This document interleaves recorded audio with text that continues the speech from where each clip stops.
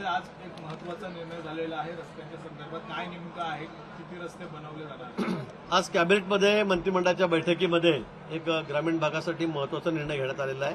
तो बस 23,000 किलोमीटर जे ग्रामीण भागातले रस्त्यांची लांबी आहे ती यामध्ये कव्हर करण्यात आलेली आहे. 23,000 किलोमीटरचे रस्ते हे ग्रामीण भागासाठी आता बांधण्यात येणार आहे आणि ते विशेष करून व्हाईट टॉप म्हणजे सिमेंटचे रस्ते असतील. आपण यापूर्वी डांबरी रस्ते सगळ्या ठिकाणी घेत होतो, पण या डांबरी रस्त्यांमुळे आपण बघितलं असेल वर्ष 2 वर्ष 3 वर्षामध्ये अनेक ठिकाणी खड्डे पडायचे, रस्ते नादुरुस्त व्हायचे, खराब व्हायचे आणि म्हणून यापुढे आता कायमस्वरूपी टिकणारे रस्ते की 25-30 वर्ष त्याच्यामध्ये खड्डाच पडायला नको, तो रस्ता खराबच व्हायला नको आणि म्हणून आता व्हाईट टॉपिंग म्हणजे सिमेंटचे रस्ते आपण ग्रामीण भागासाठी या ठिकाणी घेणार आहोत. गेल्या आठवड्यामध्ये 7,000 किलोमीटर हे रस्त्याची लांबी घेतलेली होती. आता पुन्हा 23,000 म्हणजे एकूण 30,000 किलोमीटर रस्ते हे आता ग्रामीण भागात होणार आहेत. भाऊ, ज्या पद्धतीने हे रस्त्यांचा आहे मात्र ग्रामीण भागातला पाण्याचा प्रश्न देखील तेवढाच गंभीर आहे. त्यामुळे काही बैठकीमध्ये चर्चा झाल्या होत्या. पाण्याचा पाणी टंचाई पाहायला मिळते. पाणी टंचाईच्या बाबतीत अजून काही विशेष फार टंचाई कुठे नाहीये, पण धरणामध्ये काही ठिकाणी पाण्याची पातळी कमी होते ही वस्तुस्थिती या ठिकाणी आहे. पण तो शासनाला प्रशासनाला ज्या ठिकाणी शासनाने सगळ्या सतर्कतेचे आदेश दिलेले आहेत. पाण्याचं नियोजन पालकमंत्री त्या ठिकाणचे त्यांनी कसं करावं, पिण्याच्या पाण्याला अतिशय प्रायोरिटी त्या ठिकाणी देण्यात आलेली आहे आणि त्या दृष्टीने नियोजन सर्व आमचं चाललेलं आहे. महाजन साहेब, जे ग्रामीण भागातल्या रस्त्यांसाठी आपण करतोय म्हणजे गाव तिथे रस्ता, कारण अनेक गावांमध्ये आजही रस्त्यांपासून लोक वंचित आहेत, अनेक आदिवासी पाडे हे देखील वंचित आहेत.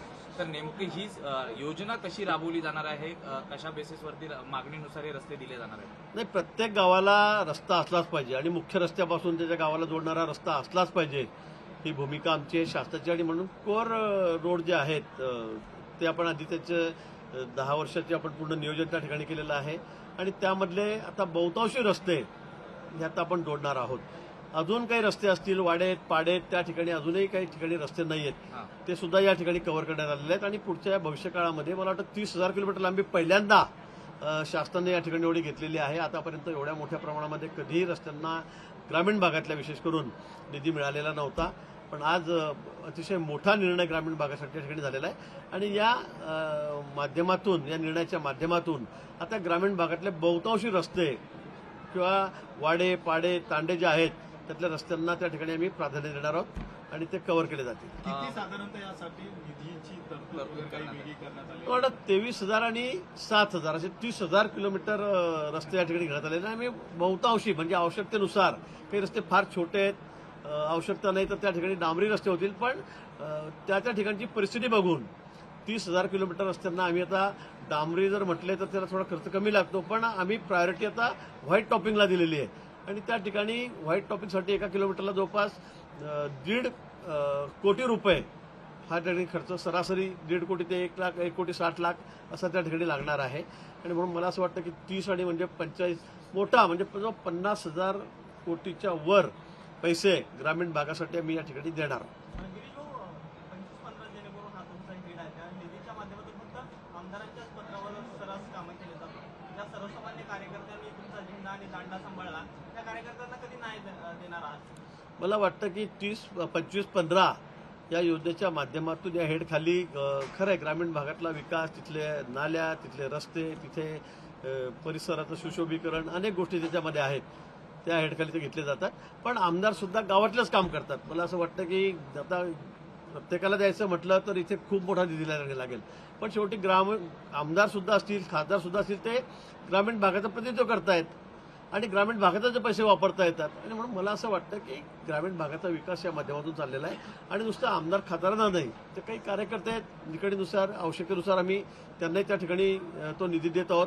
पण प्रामुख्याने कारण शेवटी त्या भागाचं प्रतिनिधित्व आमदार करतायत, खासदार करतायत, काही जिल्हा परिषदेचे सदस्य आहेत, अध्यक्ष आहेत, ते पण त्या ठिकाणी आहेत आणि म्हणून त्यांना आम्ही हा निधी देत आहोत. पण सरसकट सगळ्यांना निधी द्यायचं म्हटलं तर मग खूप मोठा निधी म्हणजे जो आहे त्याच्या 50 पट निधी आपल्याला त्या ठिकाणी उपलब्ध करून द्यावा लागेल आणि तो तेवढा शक्य नाही. गिरीजो, पर्यटन विभागाच्या माध्यमातून बनावट चेकच्या माध्यमातून पैसे वळते झालेले अशा पद्धतीची एक तक्रार देखील आहे. ती मरीन ड्राईव्ह पोलीस जवळपास या एकूण प्रकरणात जर आपण पाहिलं तर त्या संबंधित विभागाचा बनावट चेक, बनावट रबर स्टॅम्प आणि स्वाक्षरी देखील करण्यात आलेली आहे आणि हे राज्याबाहेर पैसे गेलेले आहेत. आकडा मोठा आहे, 63 लाखांच्याहून अधिक पैसे काढण्यात आलेले आहेत. या संदर्भामध्ये मुंबईला मरीन लाईनमध्ये पोलीस स्टेशनमध्ये आम्ही गुन्हा दाखल करण्यात आलेला कालच, आणि खरं अतिशय गंभीर बाब आहे. म्हणजे चेकबुक सुद्धा डुप्लिकेट बनवलं गेलेलं आहे, स्टॅम्प सुद्धा डुप्लिकेट बनवले गेले आहेत, सह्या सुद्धा डुप्लिकेट आहेत. म्हणजे आम्ही आमचे चेकबुक नंबर तपासले तर ते आमच्याजवळ तसे आहेत, परंतु बनावट सगळ्या कागदपत्र तयार करून, सह्या स्टॅम्प तयार करून त्या ठिकाणी जवळपास 63-64 लाख रुपये हे दुसऱ्या खात्यावर वळते करण्यात आलेले आहेत. आणि मला वाटतं ज्यांची नावं याच्यामध्ये आहेत ते झारखंड, बिहारकडची नावं त्या ठिकाणी दिसत आहेत. म्हणजे एखादी टोळी सक्रिय झाली काय आहे की काय असा संशय या ठिकाणी निर्माण झालेला आहे. पण त्या संदर्भामध्ये आम्ही पोलीस स्टेशनला गुन्हा दाखल केलेला आहे आणि मी स्वतः पोलीस स्टेशनशी बोललेलो आहे, अधिकाऱ्यांशी बोललेलो आहे. आणि या संदर्भामध्ये अतिशय गांभीर्याने या विषयाची दखल आमच्या गृह विभागाने घेतलेली आणि आम्ही घेतलेली आहे. रावेर लोकसभा मतदारसंघामधलं खरं तर रक्षा खडसे यांचा पत्ता जो आहे तो कट होऊ शकतो यंदाच्या लोकसभा निवडणुकीमध्ये. आणि त्यांना एकनाथ खडसेंनी आता साथ घातली आहे की रावेरमधनं आमच्याकडे या आणि रक्षा खडसे उमेदवार व्हा, असं त्यांचं म्हणणं. कधी म्हटलंय? काल परवा नाही, कुठं ऐकलेलं नाही. कुठे कुठे ऐकलं? आपण म्हटलं होतं की खडसे साहेब भाजपमध्ये येण्यास इच्छुक आहेत वगैरे. हिंदी आझाद मैदानावर पाठीमागच्या 22 दिवसापासून संघटना परिचारक रावेरमध्ये विषय ज्या काय होता? पद्धतीने आहेत त्या रक्षा खडसे, एकनाथ खडसेंनी गेल्या काही दिवसांपासून तुमच्याशी देखील काही संपर्क केला आहे का पुन्हा एकदा पक्षामध्ये येण्यासाठी? नाही, माझा आणि एकनाथ खडसेंचा कुठलाही संपर्क नाही. माझं त्यांचं बोलणं कधी होत नाही आणि आम्ही सध्या कुठे बोललेलो नाही.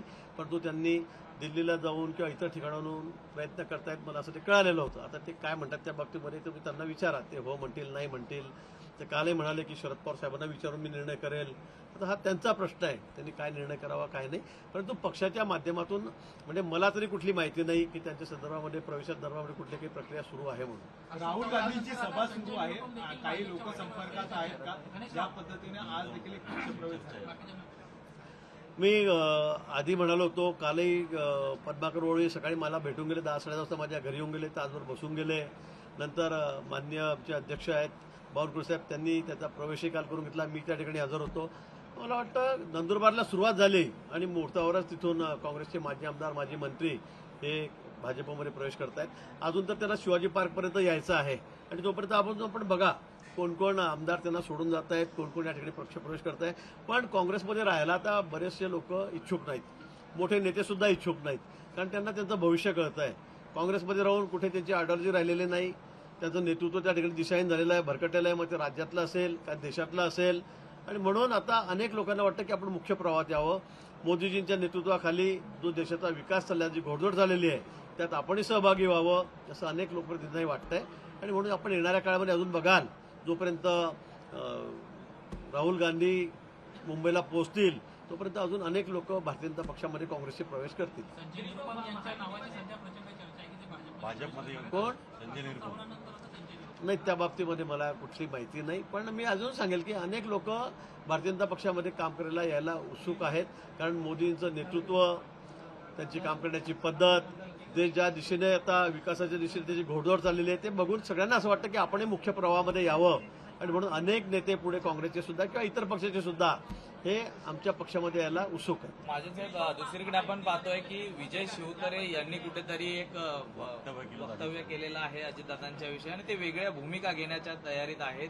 महायुतीला सोडून ते अपक्ष देखील त्या ठिकाणी लढवण्यास तयार असल्याचं देखील कळतंय. कसं पाहता? विजय शिवतरे माझे चांगले मित्र आहेत, जुने माझे सहकारी आहेत. माझ्याकडे इरिगेशन खातं 5 वर्ष असताना ते माझे राज्यमंत्री होते, त्यामुळे माझा त्याचा अतिशय निकटचा संबंध आहे. मी खरं ते काल स्टेटमेंट दिल्यानंतर मी काल त्यांच्याशी दूरध्वनीवरून संपर्क साधला, मी त्यांच्याशी त्या ठिकाणी बोललेलो आहे. पण त्यांची भूमिका म्हणजे बदलू शकेल मला असं वाटतं. माननीय मुख्यमंत्री महोदयांना ते भेटणार आहेत, देवेंद्रजींना त्यांनी भेटण्याची इच्छा प्रदर्शित केलेली आहे आणि मी वरिष्ठांशी त्या संदर्भामध्ये बोललेलो आहे. मला वाटतं हा विषय सुद्धा 2-3 दिवसांमध्ये सॉर्ट आउट होईल. त्यांचा राग आहे त्यांच्या मनामध्ये. आता शेवटी आम्ही सगळे वेगवेगळे लढलेलो आहोत, एकमेकांनी पाडलेलंच आहे. त्यामुळे आता आम्ही सगळे एकत्र झालेलो आहोत, तर त्यामुळे मला वाटतं सगळ्यांना एकमेकांना समजूनच घ्यावं लागणार आहे. त्यामुळे मला त्यांनी पाडलं, मला यांनी पाडलं, तर आमच्या विरोधामध्ये असणारे लोक सध्या तर आमच्या बाजूने आलेले आहेत मतदारसंघामध्ये सुद्धा. त्यामुळे असा राग धरून चालणार नाही. निश्चित आमचे नेते त्यांची समजूत काढतील आणि या विषयावर अतिशय व्यवस्थित तोडगा निघेल. नाशिकची जागा जी आहे ती हेमंत गोडसे, नाशिकच्या जागेवरती हेमंत गोडसेंची उमेदवारी जी आहे ती श्रीकांत शिंदेकडनं जाहीर करण्यात आली आहे. खरं तर भाजप लोक त्या जागेवरती दावा करताय तसं. नाही, मी पण काल आपल्या चॅनलच्या माध्यमातून ही बातमी मला कळाली. अजून या संदर्भामध्ये माझी कोणाशी चर्चा झालेली नाही. पण पहिलं नाव त्यांनी त्या ठिकाणी घोषित केलं हे मी सुद्धा आपल्याप्रमाणेच त्या ठिकाणी बघितलेलं आहे. सर, उद्धव ठाकरे ने सीए को लेकर कहा है कि चुनावी हथकंडा है। हाँ? उद्धव ठाकरे ने सीए को लेकर कहा है कि चुनावी हथकंडा है। नहीं, अभी उनको सब हथकंडे लगते हैं. मैंने उनकी आइडियोलॉजी है वो कहाँ गई? पहले उनका ही समर्थन था इस बात के लिए, सीए के लिए. आज वो बदल गए हैं. आज 370 के बारे में उनको लगता है चुनावी जुमला है, सीए के बारे में वही कहते हैं, राम मंदिर के बारे में वही कहते हैं. शायद उनकी सब पूरी आइडियोलॉजी बदल गई है. इसलिए शिवसेना में कोई रहना भी नहीं चाहता, उनके साथ में कोई रहना भी नहीं चाहता. इसलिए इतनी बुरी हालत किसी पार्टी की नहीं होगी किसी राज्य में इतनी शिवसेना की महाराष्ट्र में हुई है. दुसरीकडे ज्या पद्धतीने सीएला दोन राज्यात ठीक आहे. कैबिनेट मीटिंग में आज ग्रामीण रस्ते को लेकर क्या निर्णय लिया गया? ग्रामीण इलाके में जो रोड्स है, रस्ते हैं, उनको लेकर आज बहुत बड़ा महत्वपूर्ण निर्णय कैबिनेट ने लिया है. पिछले सप्ताह में 7,000 किलोमीटर और इस सप्ताह में आज जो बैठक हुई उसमें 23,000 किलोमीटर रस्ते करने का फैसला कैबिनेट ने लिया है. उसके लिए करीब 50,000 करोड़ रुपए लगेंगे. जो ग्रामीण मार्ग है, गांव के रास्ते हैं, जो वहाँ ट्रांसपोर्टिंग है, किसानों के लिए महत्वपूर्ण रास्ते हैं. और इस बार पहले आज तक ये रास्ते डांबर से बनते थे, लेकिन अभी व्हाइट टॉपिंग सीमेंट के रोड ये बनेंगे क्योंकि 25-30 साल आगे इसका कोई नुकसान नहीं होगा, इसमें कोई खराबी नहीं होगी. इसलिए बहुत महत्वपूर्ण निर्णय कैबिनेट ने ग्रामीण इलाके के लिए लिया है. सर, शरद पवार नासिक के दौरे पर थे आज. उन्होंने कई मामलों में केंद्र सरकार राज्य सरकार पे निशाना साधा है कि आप जो कपास उत्पादक हैं उनको आप भाव नहीं देते हैं, अच्छी कीमत नहीं मिलती, प्याज उत्पादक किसानों को अच्छी कीमत नहीं मिलती. ये स्थिति बनी.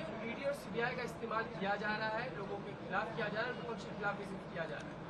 शरद पवार जी और उनकी पार्टी की हालत बहुत ही नाजुक है.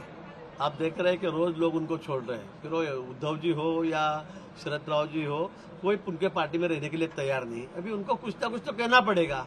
अब अपोजिशन में है, उनको लोगों को साथ में रखना है, लोगों को इकट्ठा करना है, तो मुझे लगता है उनको कोई ना कोई बातें तो कहनी पड़ेगी. लेकिन मैं कहूंगा कि आम आदमी है, आम किसान हो, आदमी हो, कोई युवा हो, तो सभी भाजपा के लिए पॉजिटिव है. मोदी जी के नेतृत्व पर उनका पूरा विश्वास है. और आज निकाल आने के बाद लोकसभा का आपको पता चलेगा कि कौन किसके तरफ से है. ये तो अपोजिशन का काम होता है, इसलिए उनको बोलना पड़ता है, इसलिए वो बोल रहे हैं. महायुति में हम देख रहे हैं कि अजीत यादव को सिर्फ 4 सीट ही छोड़ी जाएगी, इस तरह की चर्चा हमेशा शुरू है. क्या ऐसा ही है, यही स्थिति है कि बीजेपी 31 और एकनाथ शिंदे 13 और सिर्फ उनके 4 सीट मिलने वाली? इसके बारे में मैं आज कुछ भी नहीं कह सकता हूं. इसके लिए पार्लियामेंट्री हमारा बोर्ड है, उसमें चर्चा हो रही है. तीनों पार्टी के नेता है, मतलब एकनाथ जी शिंदे साहब हैं, इसमें अजीत दादा पवार है, हमारे देवेंद्र जी है, बावनकुळे साहब है, इसके ऊपर चर्चा कर रहे हैं. और इसके बाद में अंतिम जो सीट का बंटवारा होगा वो दिल्ली में ही होगा, पार्लियामेंट बोर्ड के सामने होगा. इसके अलावा राहुल गांधी की यात्रा पहुंच गई मुंबई में. ऐसे में क्या कुछ तैयारी आप कर रहे हैं उनकी रैली को काउंटर करने के लिए कि हमेशा जब इस तरह की रैली होती तो बीजेपी भी उसको काउंटर करती है? मुझे लगता है राहुल जी के रैली को कोई काउंटर करने की जरूरत नहीं है. भारत जोड़ो यात्रा उनकी है, तो मैं ये कहूंगा कि उन्होंने कार्यकर्ता जोड़ो यही इसका नाम बदल के रखना चाहिए. क्योंकि आज हम लोग देख रहे हैं कि महाराष्ट्र में भी कोई भी बड़ा, मतलब अशोक चौहान जैसे बड़े कद्दावर नेता 1 नंबर के, वो भी उनको छोड़ के आ गए हैं. देवरा जी है जो बहुत बड़ा मुंबई का कांग्रेस का चेहरा था, वो भी आ गए. कल पद्माकर वड़वी आज जिन्होंने प्रवेश किया है बीजेपी में. तो मुझे लगता है और भी जब नंदुरबार में आए तो उसकी शुरुआत हुई है, वड़वी जी ने शुरुआत की है. और जब तक वो मुंबई में पहुंचेंगे तब तक और कई नेता है कांग्रेस के, जो लोकप्रतिनिधि है, एमएलए है, वो भाजपा में प्रवेश करेंगे मुझे ऐसा लगता है. इसलिए राहुल गांधी जी को ना जनता सीरियस ले रही है, ना हमें सीरियस लेने की कोई जरूरत है. प्रकाश अम्बेडकर जो है महाविकास आघाड़ी के साथ रहना चाहते हैं, लेकिन जिस तरह की बातें उनके लेटर सामने आते हैं कि 15 जगहों पर भी अनबन है, बातचीत नहीं हो पा रही है, ये आपके लिए फायदेमंद है कि महाविकास आघाड़ी? नहीं, फायदेमंद तोटे का विषय नहीं. किसने किसके साथ जाना, किसके साथ ना, जिसकी अपनी अपनी मर्जी है. लेकिन जो आजकल आघाड़ी में भी चल रहा है वो हम लोग देख रहे हैं, आप भी देख रहे हैं, कोई ठीक नहीं है. सब पार्टियों में तीनों में तनाव चल रहा है, जगह के बंटवारे को लेकर सब लोग झगड़ रहे हैं. और जैसे इंडी की हालत हुई ऊपर, कौन रहा उनके साथ में? पहले तो बिहार में बहुत जोर शोर से शुरुआत उनकी हुई थी, लेकिन सभी लोग आज उसमें से निकल गए. उसी तरह से हालत या उससे भी खराब हालत मुझे लगता है महाराष्ट्र में उनकी होगी. डिंडोरी में हमने देखा है कि थोड़ी देर पहले ही शरद पवार कह रहे थे कि एक कोई सीट जो है डिंडोरी भी एनसीपी लड़ सकती है, उसको उन्होंने कैंडिडेट भी डिसाइड कर लिया है। तो ऐसे में डिंडोरी में टफ हो सकता है अगर एनसीपी और महाराष्ट्र में कई टफ फाइट नहीं होगी, ठीक है, कोई 2-5 जगह गिने चुने उसमें और टफ फाइट होगी, लेकिन डिंडोरी में बिल्कुल वन वे हमारी जगह है। हमारी जो वहाँ की खासदार है, जो मिनिस्टर है भारती पवार, उनका काम भी वहाँ पर अच्छा है। सर्वे में भी हमने देखा है कि उनको अच्छे लोगों ने पसंद दी। मुझे ऐसे लगता है कि उनका पवार साहब तय करेंगे, उद्धव जी तय करेंगे या कांग्रेस तय करेंगे उनको किसको कहाँ सीट देनी है। लेकिन मैं फिर से कहूँगा कि बहुत अच्छा रिजल्ट महाराष्ट्र में, बहुत अच्छा रिजल्ट, मतलब आपके सब जो सर्वे वगैरह चल रहे हैं उनको भी चौंका देने वाले महाराष्ट्र में होंगे। संजय निरुपम को आप साथ लेंगे क्या अगर आते हैं? तो इस बारे में मैं नहीं कहूंगा, हमारे प्रदेश के अध्यक्ष है या देवेंद्र जी वही इस बारे में बात करेंगे। मला वाटतं प्रश्न संपलेले आहेत कुठल्या माझा प्रश्न आहे का तो? लोकशाही मराठी ऐका, पहा, जागरूक रहा।